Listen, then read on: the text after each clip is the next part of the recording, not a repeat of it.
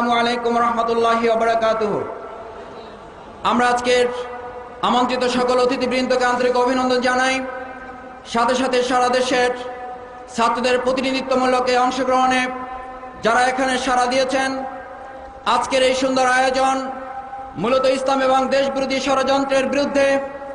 আজকের আয়োজন শিক্ষার সুষ্ঠু পরিবেশ নস্যাৎ করার জন্য যে চক্রান্ত চলছে তার বিরুদ্ধে, একটি জাতিকে সচেতন করার জন্য ছাত্র সমাজের একটি গুরুত্বপূর্ণ ভূমিকা। সেই ভূমিকার অংশ হিসাবেই সচেতনতার জন্য প্রয়োজন জ্ঞানের শক্তি, সচেতনতার জন্য প্রয়োজন আদর্শের শক্তি।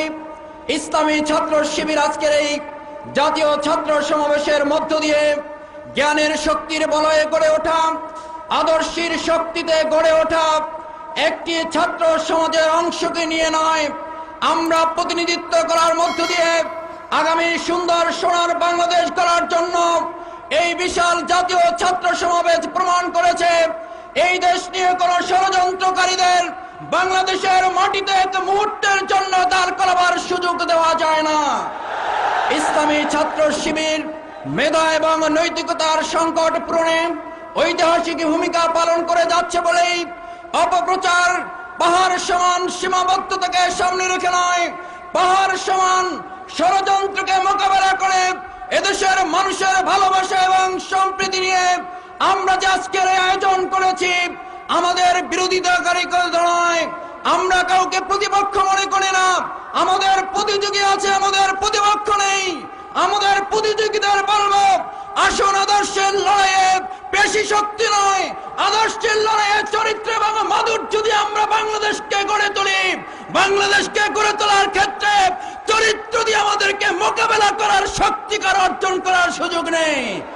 ইসলামী ছাত্র শিবির আজ বাংলাদেশের মাটিতে 2001 সালের নির্বাচনে এই দেশ মানুষের আশা এবং প্রত্যাশা পূরণ করার জন্য, জাতির প্রত্যাশা পূরণ করার জন্য যে ঐতিহাসিক ভূমিকা পালন করেছিল, 2007 সালের নির্বাচনকে সামনে রেখে ইসলামী ছাত্র শিবির অতিমাত্র রাজনৈতিক ভূমিকা নয়, ছাত্র রাজনীতিতে সচেতন রাজনৈতিক ভূমিকা পালন করে সকল গণতন্ত্র এবং দেশের ষড়যন্ত্রের বিরুদ্ধে ঐক্যবদ্ধ ভূমিকা রাখার জন্য 7 সালে আমরা তার দ্বিগুণ প্রস্তুতি নিয়ে বাংলাদেশের মানুষের পাশে দাঁড়াবো।